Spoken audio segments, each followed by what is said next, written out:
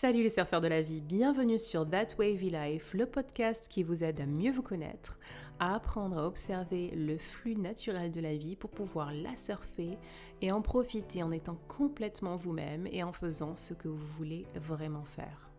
Je suis Natacha, votre hôte, et je suis coach en développement personnel, je suis aussi thérapeute énergéticienne. Je me sers du Reiki, entre autres, de la musique, du chant intuitif et plein d'autres choses que je vous invite à découvrir sur mon site internet www.thatwavylife.com. Dans ce podcast, je veux vous parler de quelque chose que beaucoup d'entre nous font et au sujet duquel ils ne savent pas trop quoi penser car ils croient qu'ils n'ont aucun pouvoir en fait sur cette chose. Je parle bien sûr de l'auto-sabotage. En fait, l'auto-sabotage, pour vous donner une définition, c'est une façon de réagir à nos émotions. C'est quelque chose qu'on fait, qu'on se fait à soi-même, de manière consciente ou non consciente. Et c'est pas quelque chose en fait qui nous arrive juste, ok ? Donc partant de ce constat, c'est quelque chose que nous contrôlons. Et la question alors est de savoir comment on arrête ce cercle vicieux qui nous empêche d'atteindre nos buts et nos rêves. Ici, nous allons voir 3 façons différentes que nous utilisons pour nous auto-saboter de manière récurrente et comment comprendre pourquoi nous le faisons. Donc écoutez bien cet épisode pour savoir comment vous débarrasser de l'auto-sabotage et reprendre le contrôle sur votre vie et votre futur. Allez, vous êtes bien accrochés à votre planche ? Alors 3, 2, 1, surfez. Cette question de l'auto-sabotage, elle revient souvent, elle revient autour de moi, que ce soit dans ma famille, chez mes amis, chez mes clients. Et en fait, les gens ne comprennent pas pourquoi ils se tirent des balles dans le pied alors qu'ils ont vraiment envie d'atteindre leur but. Bien souvent, j'entends « non mais je comprends pas, j'ai très envie de créer ceci ou cela et je continue à m'empêcher en fait, c'est plus fort que moi ».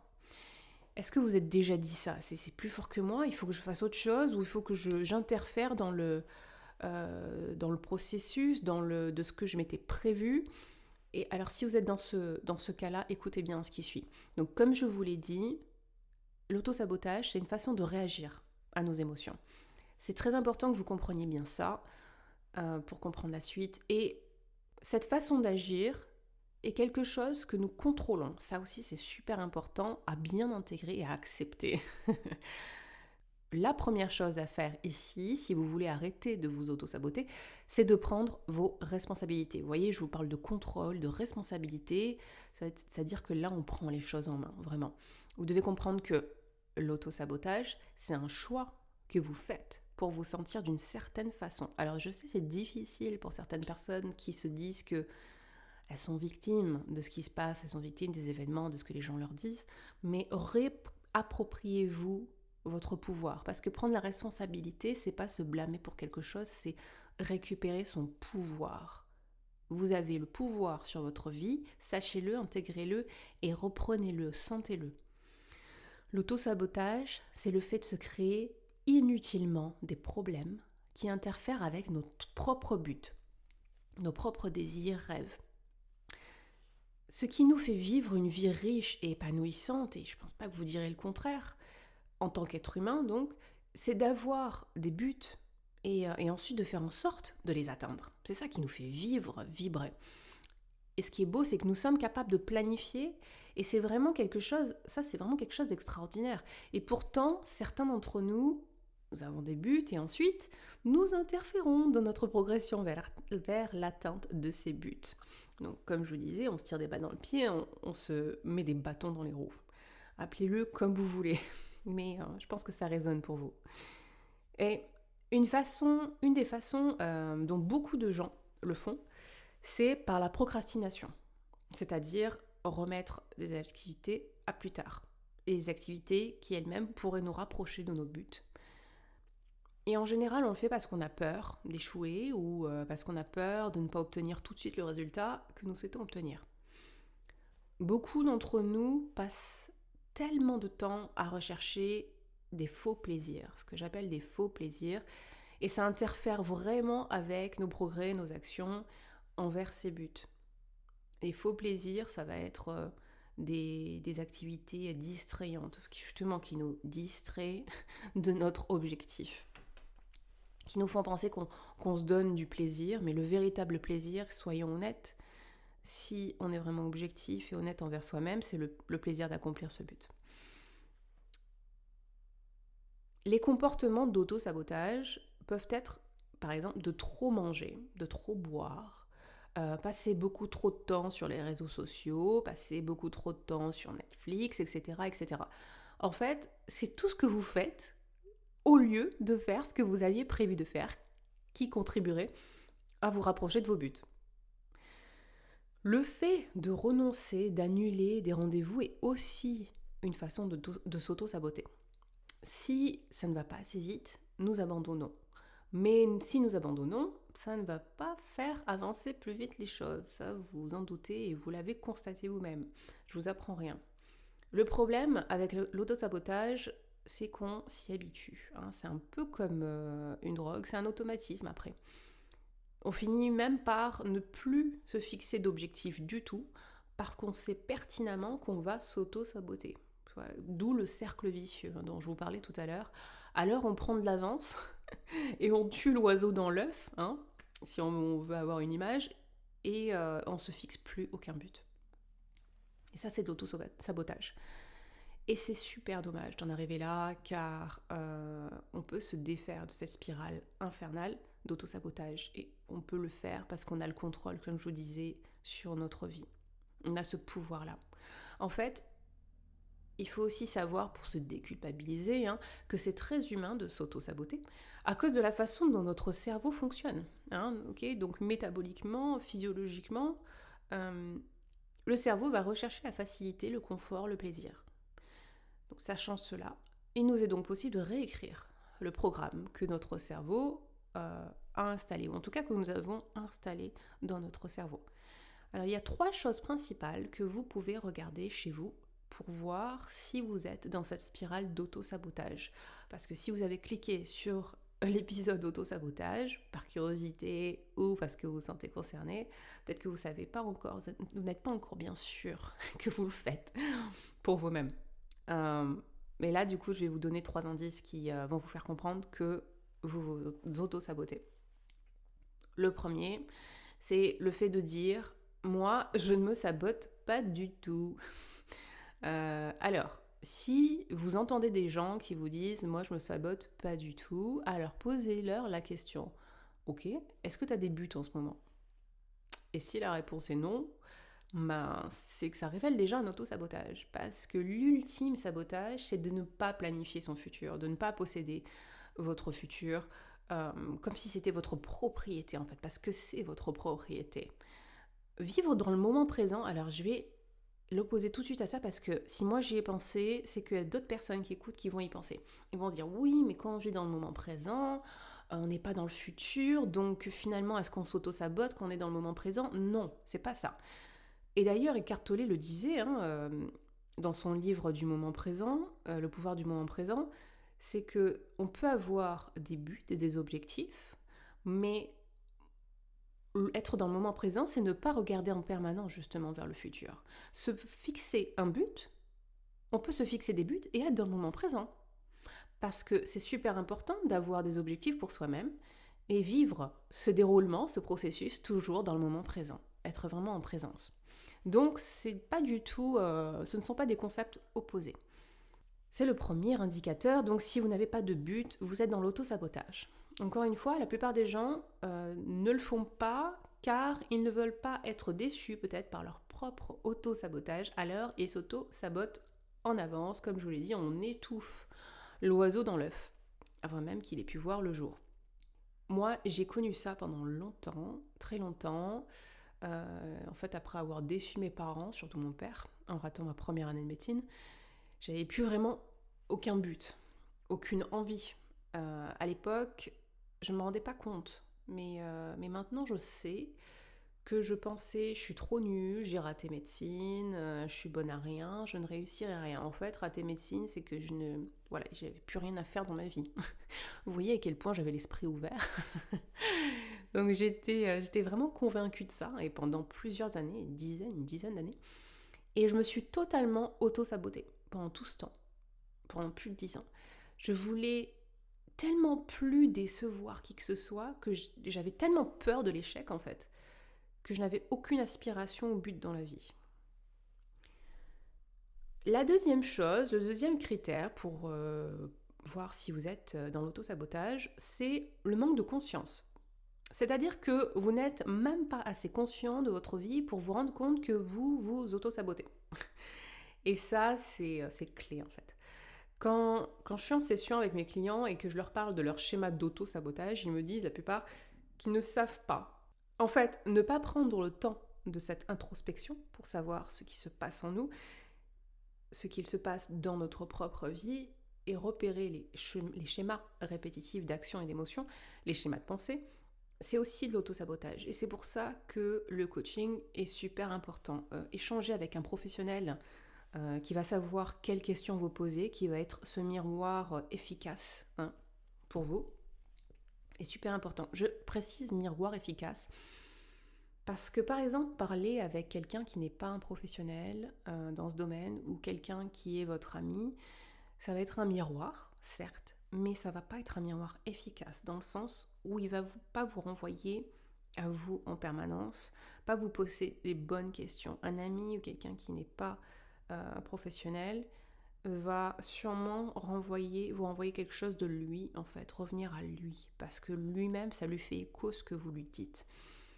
Alors qu'un coach, il n'a que votre intérêt à l'esprit, et il se décale en fait. Il est dans la conversation avec vous, mais son ego, toute sa vie à lui, ne rentre pas dans la conversation. Il ne s'agit que de vous, on est focalisé sur vous pour votre propre développement, il vous accompagne sur votre propre chemin. Voilà, parenthèse fermée par rapport au coaching. Le troisième indicateur, pour savoir si vous êtes vraiment dans l'auto-sabotage, il est évident, et c'est cette manie en fait de se focaliser sur le passé. Vous focalisez sur les choses que vous avez faites dans le passé, sur tous vos échecs du passé, et les utilisez comme des raisons de ne pas aller de l'avant. Ça, c'est encore de l'auto-sabotage. Alors la question, du coup, devient: comment est-ce que je dépasse tout ça ? C'est la question que vous vous posez, parce qu'une fois que je sais que je m'auto-sabote, comment je fais pour arrêter de le faire ? La réponse, c'est à peu près la même pour tous les problèmes en fait. Vous devez regarder en vous. Vous savez que ce podcast, That Wavy Life, tourne autour de tout ce qui est connaissance de soi, retour à soi, reconnexion à soi. Et c'est exactement ça en fait. L'outil principal, c'est toujours de revenir à vous. Que se passe-t-il si vous avez ces systèmes de croyances à propos de vous-même et que vous croyez que vous êtes capable de certaines choses et que vous croyez que vous accomplirez ou pas certains buts ? Et si vous avez beaucoup de doutes, ou si vous avez beaucoup de frustration, ou si vous êtes très mal à l'aise par rapport à ce but, votre résultat final sera la conséquence de l'auto-sabotage. Alors vous allez faire l'une de ces choses dont j'ai parlé, procrastiner, se cacher ou abandonner, comme une façon de s'auto-saboter. Ce qui va perpétuer cette idée que nous ne sommes pas capables, que nous ne sommes pas à la hauteur, que vous ne saurez pas comment faire telle ou telle chose, que vous n'arriverez pas à atteindre ce but de toute façon, etc., etc., toutes les excuses qu'on se donne. Et ces habitudes que vous avez mises en place, elles se perpétuent parce qu'elles deviennent partie intégrante de notre identité aussi. Nous ne reconnaissons même pas que nous avons ces pensées à propos de nous-mêmes, que nous sommes seulement capables d'une certaine quantité de choses. C'est exactement ce qui s'est passé dans mon histoire, je vous disais, pendant une dizaine d'années. Après, j'avais vraiment intégré, c'était quelque chose qui faisait partie de moi, c'était Natacha l'a perdu, et puis surtout les gens, après, vous mettent des étiquettes parce que ils vous voient d'une certaine façon, et ils vous renvoient toujours en miroir ce qu'ils ont vu de vous, Est-ce qu'il continue de voir de vous? Du coup, c'est Natacha, elle ne sait pas quoi faire de sa vie. Elle est perdue, elle n'a aucun but, voilà. Et en fait, vous finissez par y croire et c'est un cercle vicieux. Et vous vous dites, c'est vrai, je suis nulle, je ne sais pas quoi faire de ma vie, et blablabla, et voilà. Alors moi, j'aimerais vous encourager aujourd'hui, là maintenant, à passer à l'étape suivante, à penser en grand. Pensez à quelque chose qui vous semble impossible. Pensez à quelque chose de merveilleux pour vous-même, parce que vous le méritez. Sachant que vous avez vraiment tous les droits, en tant qu'être humain, de vous imaginer un rêve, un but extraordinaire. Alors ça y est, vous avez bien ce rêve là en tête. Prenez 2 minutes, mettez pause sur le podcast si vous voulez. Prenez le temps de vous imaginer un truc extraordinaire, mais qui vous plaît vraiment, que vous pouvez réaliser, quelque chose de réalisable, qui vous semble impossible, mais qui est réalisable, ok? Parce que vous savez que quelqu'un d'autre l'a fait, ou même si personne ne l'a fait, vous sentez que vous pouvez les réaliser. Voilà, c'est fait. Vous savez quel but vous voulez atteindre? Ok, super. Alors on continue. Parce que c'est là que le travail commence. Quand vous fixez ces grands rêves, ces grands buts, votre passé va vous rattraper. Ok? Ça va pas être un parcours de santé. La santé vient à la fin. Les schémas du passé dont vous avez conscience ou non vont ressurgir un peu comme des monstres dans le noir et essayer de vous empêcher d'atteindre vos buts. À moins que vous vous mettiez au travail et que vous écoutiez ces pensées. Une pensée prédominante que beaucoup d'entre nous, a, est je ne vaux pas la peine, ou je ne suis pas assez bien, je ne suis pas assez bien pour ce but en particulier, je n'en suis pas capable, je ne suis pas si intelligente. Et c'est ce modèle que vous devez déconstruire dans votre cerveau. La première chose à faire ici, c'est d'en être conscient déjà. C'est vraiment la première étape pour tout, c'est d'être conscient. Première étape du travail. Vous devez comprendre comment l'auto-sabotage se crée et ensuite vous devez le déconstruire et décider volontairement de faire quelque chose de différent. Ensuite, il s'agit de reprendre le contrôle sur votre gestion émotionnelle. Nous devons devenir conscients de ce que nous ressentons et nous devons comprendre que la moitié du temps, ces émotions vont nous mettre mal à l'aise et ça ne veut pas dire que quelque chose ne va pas. Okay. C'est normal qu'elles nous mettent mal à l'aise parce qu'on va sortir de notre zone de confort. En fait, ça veut dire que nous sommes humains et ça veut dire que nous grandissons, que nous évoluons parce que vous allez vraiment évoluer dans ce processus de sortir de l'auto-sabotage. Alors, faire attention à ne pas tomber dans le piège que la vie est censée être confortable. Quand je vous dis, vous allez sortir de votre zone de confort. Donc la vie n'est pas confortable tout le temps. Ôtez-vous de l'esprit que vous devez être heureux tout le temps. Parce que de manière ironique, c'est ce qui mène à l'auto-sabotage. Ça nous mène à croire j'ai besoin d'un break, ou je mérite cette nourriture, ou je suis trop fatiguée pour faire cette chose que j'avais prévue. Ça nous mène à penser j'ai besoin de repos et de confort. Comme quand vous essayez de faire un régime, non mais là j'ai bien travaillé, je peux bien prendre un petit carreau de chocolat, ou un petit bout de gâteau, ou un petit truc de... Voilà. Bon là, je parle pas des moments où vous avez vraiment besoin de repos, hein, d'accord? Soyons clairs. Si vous avez beaucoup bossé, vous avez besoin de vous reposer, vous le faites. Je parle des moments plutôt où vous vous apitoyez sur vous-même. Vous savez la différence, vous la connaissez quand vous relativisez, quand vous rationalisez. Quand vous dites non mais allez, je peux bien m'autoriser ça. Vous savez que vous n'êtes pas au bout, c'est juste que vous vous donnez des excuses. Et c'est ça qui vous empêche de poursuivre vos rêves. À ce moment-là, on se dit qu'on n'a pas besoin de faire quoi que ce soit, qu'on peut procrastiner, que ça n'a pas d'importance. Bon, vous connaissez la phrase, un de plus ou un de moins, que nous n'avons pas d'importance nous-mêmes aussi. Et c'est comme ça qu'on tombe dans une spirale infernale, dans ce fameux cercle vicieux. Alors, la première étape, est vraiment de prendre le contrôle, comme je vous l'ai dit, et de choisir de faire l'expérience de toutes nos émotions. Toutes les émotions soi-disant bonnes et mauvaises émotions. Je dis soi-disant car pour moi, il n'y a pas de bonnes ou mauvaises émotions. Il n'y a que des émotions agréables liées au plaisir et des émotions désagréables liées à de la souffrance. Pour moi, positif, négatif, c'est l'électricité. Hein. Il y a un jugement. Moi, j'entends du jugement. Je ne sais pas vous, vous me direz. Mais moi, j'entends un jugement de valeur, de dire positif ou négatif. C'est-à-dire bien ou pas bien. Des émotions bien ou pas bien. Qu'est-ce que c'est une émotion bien ou une émotion pas bien ? Vous pouvez pas vivre votre vie en vous disant « Oh, j'ai envie de vivre des émotions bien ». Ou lui, il exprime une émotion, elle n'est pas bien. Ça marche pas comme ça. Non, parce que vous êtes déjà dans le jugement. Et c'est de la violence. Le jugement, c'est de la violence. Que ce soit envers vous-même ou quand vous parlez de quelqu'un d'autre. Donc, le pendant de ça, pour retourner la situation par rapport à ça, positif, négatif, pensez acceptation. J'accepte l'émotion, par exemple, j'accepte mon émotion, la colère. Si c'est mal vu dans ma famille d'exprimer de la colère, je vais croire que c'est pas bien. C'est un programme dans le cerveau, d'accord ? Colère égale pas bien, ça veut dire que vous n'exprimez jamais votre colère. Et du coup, ça va vous bloquer. Et vous allez vous auto-saboter d'une certaine façon.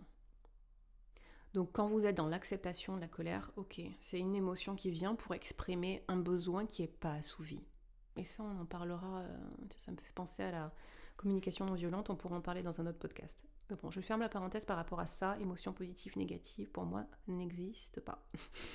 Il se peut que si vous écoutez ce podcast, vous vous disiez « Oui, mais moi, j'ai pas souvent d'émotions négatives. » Et là, je vais vous dire « C'est possible. C'est fort possible. » Si vous ne considérez ni que les émotions sont négatives, ni positives, comme je vous l'expliquais. Mais c'est aussi possible si vous avez tendance à vous cacher de vous-même et que vous vivez à travers de faux plaisirs. C'est-à-dire que vous ne vous connaissez pas bien et vous ne regardez pas ce qui se passe en vous. À ce moment-là, vous faites semblant ou vous êtes super conscient. Alors, vous êtes plutôt dans le cas où vous faites semblant ou alors vous êtes super conscient. Si vous écoutez ce sujet en particulier du podcast sur l'auto-sabotage, il y a des chances que vous soyez plutôt dans le cas où vous êtes dans le déni. Et oui, je sais, c'est super dur à reconnaître, mais je vous promets, quand vous le ferez, ça ira beaucoup mieux et vous pourrez avancer et arrêter de vous auto-saboter. Nous créons tellement de souffrance en pensant que nous ne devrions pas souffrir. C'est comme si il y avait une souffrance appropriée et que nous pourrions accepter. Mais au lieu de ça, nous lui résistons. Et nous créons une souffrance inutile qui vient s'ajouter à la souffrance qui fait partie du jeu d'être un être humain. Une autre chose dont nous devons être conscients, c'est que nous avons ce désir de confort et que l'autosabotage, c'est un désir immédiat de confort. Alors on procrastine parce qu'on préfère ne pas travailler plutôt que travailler. Nous abandonnons parce que nous préférons ne pas vivre l'expérience de rejet ou ne pas dépenser d'énergie pour se montrer quelque part. Nous préférons nous glisser sous les couvertures et nous cacher de nos vies. Nous préférons mettre de côté nos émotions, etc., etc. Nous préférons donc éliminer toutes les actions qui vont dans le sens opposé de celui du confort. Donc, il est important qu'on se souvienne que l'inconfort fait partie du jeu et que procrastiner n'empêche pas l'inconfort. Au contraire, il le prolonge, il le relègue à des moments futurs dans lesquels on va devoir faire face à cet inconfort. Et ces moments vont être encore plus inconfortables dû au fait que nous nous sommes auto-sabotés. Enfin, une autre chose qui conduit à l'auto-sabotage, c'est notre désir de contrôle. Parfois, on est tellement convaincu de la façon dont on doit agir, dont les choses doivent être, pour que tout se passe bien, qu'on s'auto-sabote. J'ai connu ça l'année dernière pendant notre voyage en Europe avec mon compagnon. Nous sommes arrêtés dans une sorte de ferme éco pour travailler de manière bénévole avec d'autres bénévoles. Et très vite, j'ai pris ma place en tant que gestionnaire de la cuisine. Oui, ça fait un peu stéréotype, la femme à la cuisine. Et j'adore cuisiner, créer dans la cuisine. Je crée dans d'autres endroits, mais la cuisine, j'aime bien. Je me sentais beaucoup plus à l'aise à la cuisine qu'au jardin. Et j'aime bien que tout soit toujours bien organisé, bien rangé, tout ça, tout ça. Euh, donc je m'occupais de la cuisine, la propreté, les courses, la répartition des repas. Et je voulais tellement bien faire que tout soit nickel, pour que tout soit agréable pour tout le monde en fait, que je suis devenue un monstre d'autorité. Je faisais la guerre à tout le monde pour la vaisselle, pour le ménage, je râlais tout le temps, et oui, t'as laissé traîner tant de tasses là, et il y a 10 tasses qui traînent dans le jardin, il n'y en a pas une seule qui est lavée, et t'as pas nettoyé la table, Du coup, au lieu que tout soit agréable pour tout le monde, eh bien tout le monde me détestait. Même mon copain n'était pas de mon côté, parce qu'il en avait marre de moi. Euh, J'étais tellement dans le contrôle que j'ai saboté mon but, qui était que tout soit agréable pour tout le monde, et ma relation avec les autres du coup. Parce que j'étais pas du tout dans une relation d'échange, j'étais dans une relation d'autoritarisme. Au lieu d'agir comme ça, j'aurais pu quoi? J'aurais pu adapter mon but au rythme naturel de la plupart des gens et revoir à la baisse mes exigences, vu le contexte. Bon, on était dans une ferme, c'était pas non plus un 5 étoiles, donc voilà. J'avais toutes ces règles en tête sur la façon dont les choses doivent être pour que je me sente d'une certaine façon. Parce que pour moi, le calme, la propreté, l'ordre, tout ça, c'est synonyme d'apaisement et donc de bien-être. C'est pour ça que j'ai agi comme j'ai agi, parce que j'avais envie de me sentir d'une certaine façon. Finalement, je me suis sentie en colère en permanence et voilà, je me suis sabotée. Donc, je vous invite à commencer à prendre conscience de ces expériences dans votre vie et à vous demander pourquoi j'ai fait ça. Qu'est-ce que je croyais à ce moment-là qui a créé cette situation où j'ai décidé de faire cette chose qui était de l'auto-sabotage? Parce que si nous pouvons éliminer l'auto-sabotage de nos vies, et je pense que nous le pouvons vraiment, nous pouvons changer la vitesse à laquelle nous accomplissons nos plus grands rêves et nos plus grands buts. Ça, c'est certain. J'aimerais que vous pensiez à quoi pourrait ressembler votre vie si vous vous abandonniez, si vous abandonniez surtout ces énormes poids lourds, si vous lâchez prise de tout ça, ces pierres sur lesquelles il y a écrit, par exemple, procrastination, ignorance, déni des émotions, se cacher, abandonner. Vous les voyez, ces gros rochers là? J'aimerais que vous preniez 30 secondes pour imaginer ces pierres. Il y a marqué en lettres blanches peut-être, ou en lettres noires, ces mots: procrastination, ignorance des émotions, se cacher, abandonner. Imaginez-vous en train de les larguer par-dessus bord. Alors, si vous voulez vous imaginer que vous êtes sur un bateau, faites-le. Si vous vous imaginez sur un ponton, peut-être, ou au bord d'une falaise, et vous balancez ces cailloux. Et imaginez-vous à quoi ressemblerait votre vie si vous n'aviez plus à porter ces énormes cailloux. Ça veut dire que vous balancez complètement l'auto-sabotage. Parce que tous ces éléments concourent à l'auto-sabotage. Vous imaginez tout ce que vous pouvez créer dans votre vie. Il se peut que vous ayez peur d'être encore plus souvent mal à l'aise. Il se peut, oui. Et je vous propose alors de prendre l'habitude d'accueillir l'inconfort plus souvent, comme quand vous accueillez vos émotions désagréables. Et associer inconfort à évolution, ça aussi ça peut vous aider. Imaginez-vous que inconfort est écrit sur une plume ou quelque chose de léger, quelque chose qui vous parle, un objet qui vous parle et qui est plutôt léger quand vous le prenez dans votre main, à l'inverse de ces énormes pierres. Et vous voyez écrit le mot inconfort. Et juste en dessous, il y a marqué égal et il y a marqué le mot évolution. Donc à chaque fois que vous êtes dans l'inconfort, que vous vous sentez mal à l'aise par rapport à ce que vous ressentez, par rapport à ce que vous devez faire, vous imaginez cette plume ou cet objet léger, inconfort égale évolution. Et c'est ce que j'ai envie, d'évoluer. Plus vous êtes inconfortable et plus vous vous donnez une chance d'évoluer, d'aller dans le sens de vos rêves. Et rappelez-vous que c'est un inconfort temporaire. il durera qu'un instant si vous l'accueillez. Alors qu'avec l'auto-sabotage, rappelez-vous aussi, qu'il dure toujours, il est décalé en fait. Il est reporté à plus tard. Il dure toujours et montre le bout de son nez dès qu'il en a l'occasion surtout. C'est quelque chose que vous ne pouvez jamais fuir trop longtemps. Donc autant y faire face de suite. Donc posez-vous la question, à chaque fois que vous voulez éviter l'inconfort, quelle est l'émotion que vous essayez d'éviter en vérité ? Qu'est-ce que vous ne voulez pas ressentir ? Alors, ça vous dit une vie où vous n'interférez pas avec vos buts et vos projets ? Est-ce que vous interfériez intentionnellement dans les projets de vos amis ? Rappelez-vous cette phrase.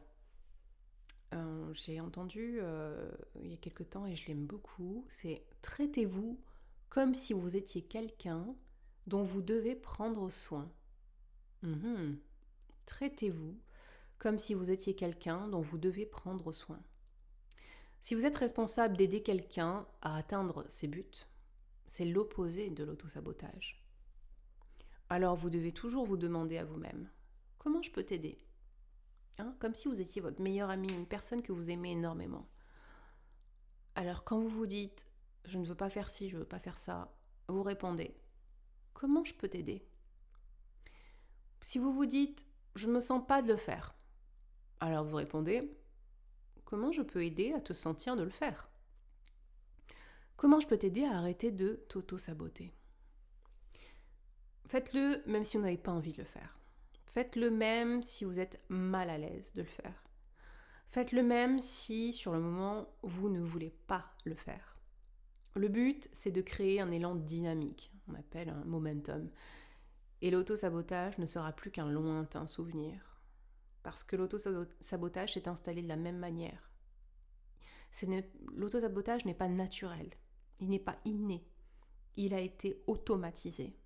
Donc moi, je vous invite à automatiser l'inverse, cet élan dynamique vers l'action. Une dernière chose, l'amour de soi est super important dans ce process. Car une fois que j'ai commencé à apprendre à m'aimer personnellement, alors que ce n'était pas gagné d'avance, eh bien j'ai décidé que je méritais d'accomplir ces rêves qui me tenaient à cœur. Et ce podcast d'ailleurs en est le parfait exemple. Moi, derrière un micro qui vous parle, là, déjà ça me fait une émotion. C'était quelque chose d'hyper important pour moi et qui me faisait rêver. Vous parlez de sujets qui me passionnent pour aider un maximum de personnes, c'était un de mes rêves. Et maintenant, je suis sur Spotify, sur iTunes, et c'est fou et ça me rend vraiment heureuse. Et surtout le fait de pouvoir vous communiquer toutes ces choses que j'ai appris, intégrées, c'est un rêve devenu réalité. Et je suis convaincue que vous aussi, vous pouvez aller dans la direction opposée de l'autosabotage et aller dans la direction de vos rêves, avec beaucoup d'accueil, d'amour pour vous-même. Ok, les surfeurs de la vie, je vous souhaite de passer un excellent week-end ou une excellente semaine selon le moment auquel vous écoutez le podcast. Et souvenez-vous, la vie est faite de vagues, alors surfez-les.